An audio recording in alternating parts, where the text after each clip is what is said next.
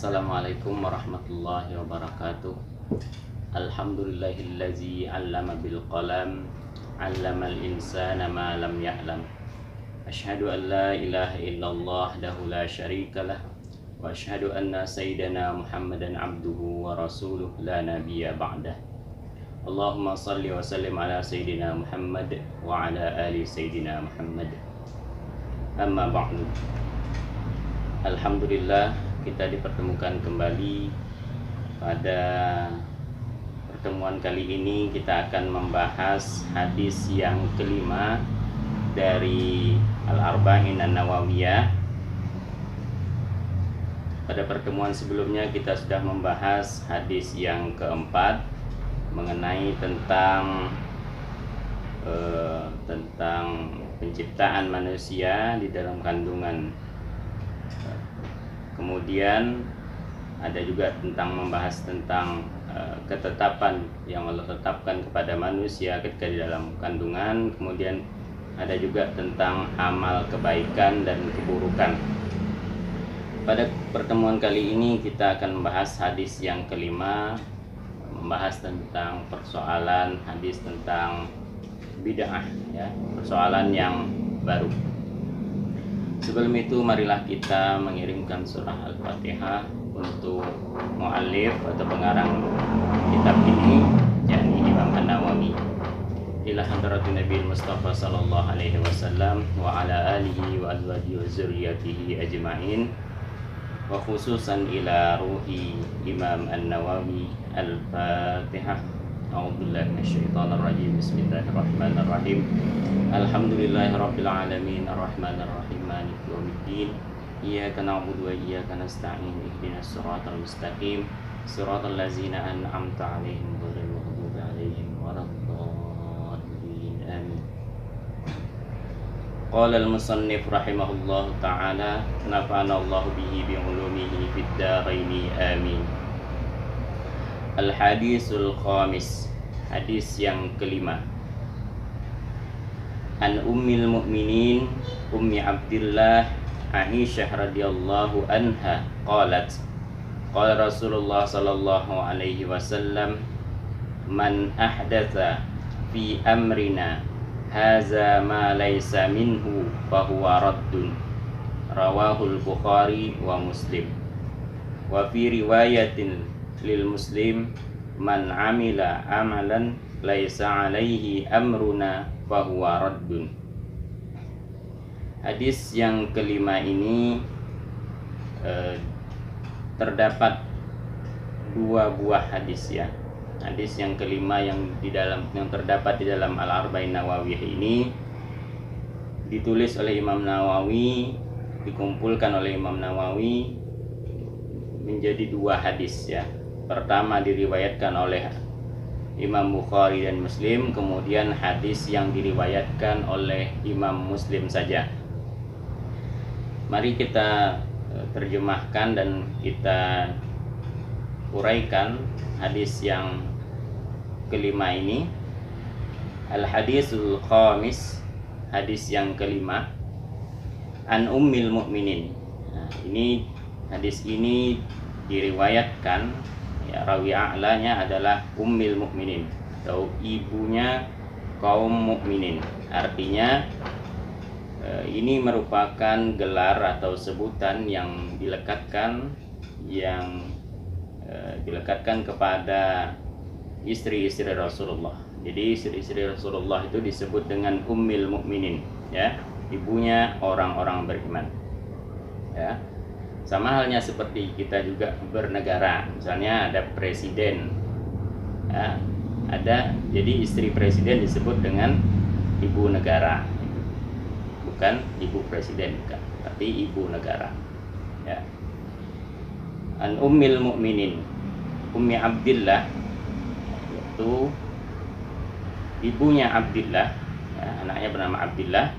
Aisyah radhiyallahu anha qalat, ya, bahwa Aisyah radhiyallahu anha berkata, bahwa Aisyah, semoga Allah meridhai dirinya, dia berkata, qala Rasulullah sallallahu alaihi wasallam, telah bersabda Rasulullah sallallahu alaihi wasallam, "Man ahdatsa fi amrina." Barang siapa yang membuat sesuatu yang baru fi amrina, dalam urusan kami, yakni dalam urusan agama kami, haza ma laisa minhu, padahal kami tidak ada memerintahkan tentang hal itu, bahwa raddun, maka hal itu tertolak. Rawahul Bukhari wa Muslim. Untuk memahami hadis ini, kita tidak cukup hanya memahami hadis yang satu ini. Kemudian Imam An-Nawawi memperkuatnya dengan hadis yang berikutnya sebagai penjelas atau bayan terhadap hadis yang pertama ini. Imam Nawawi menuliskan, wa fi riwayatil lil Muslim, di dalam riwayat Imam Muslim ada disebutkan bahwa Rasulullah bersabda, man amila amalan laisa alaihi amruna wa huwa raddun.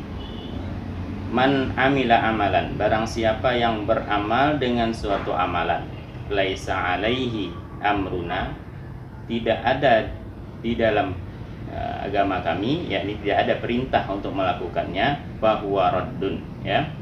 Jadi hadis ini maksudnya adalah mengadakan sesuatu yang baru, ya, sesuatu yang baru yang tidak ada perintahnya. Dalam hal ini adalah sesuatu amalan ibadah, ya, amalan ibadah yang ditambah-tambah, yang hal itu tidak terdapat di dalam Al-Quran maupun hadis Nabi, ya, begitu. Jadi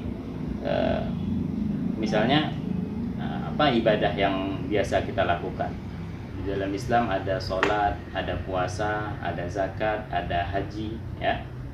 Misalnya ada orang yang menambah, misalnya sholat 5 waktu sehari semalam, itu wajib kan, tetapi dia menambah apakah bilangannya, ya, misalnya menjadi 6 waktu dalam sehari semalam atau 7 waktu, jelas-jelas itu artinya menambah ibadah yang padahal sudah ditetapkan bahwa ibadah itu harus ittiba di Rasulullah, ya, ittiba kepada Allah, yakni kepada Al-Quran dan kepada hadis Rasulullah, ya.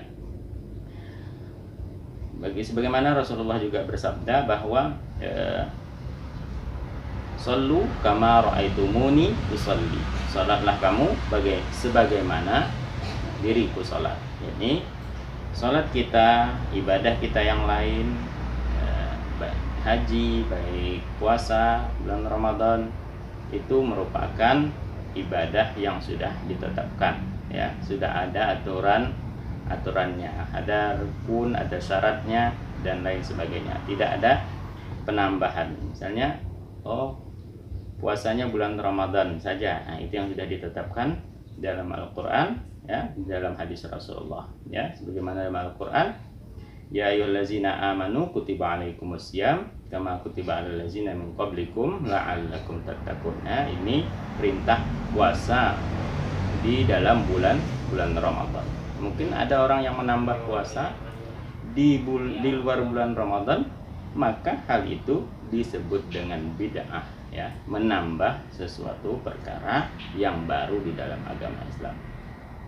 Lalu apakah kegiatan-kegiatan di masyarakat seperti membaca Al-Quran pada peringatan Maulid Nabi, membaca Al-Quran pada peringatan Muharram tahun baru Hijrah, atau peringatan Isra Mi'raj, membaca ayat tertentu, apakah ini termasuk bid'ah?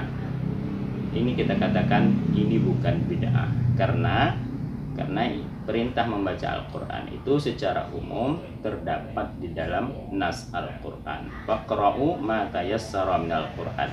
Bacalah Al-Quran menurut mana yang paling mudah bagi kamu, ya, untuk membacanya.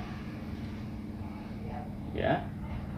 Jadi apakah juga ditanyakan apakah membaca tahlil itu bid'ah? Tidak, karena di dalam Al-Quran sendiri, di dalam hadis Rasulullah juga ada.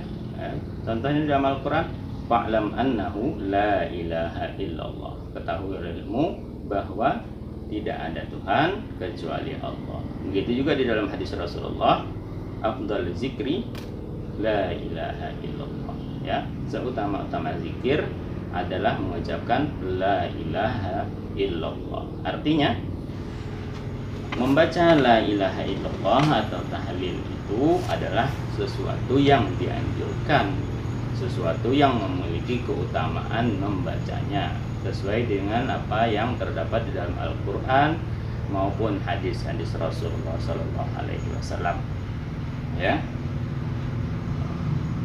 Ya, mungkin demikian pembahasan kita tentang hadis yang kelima ini, hadis tentang persoalan bid'ah.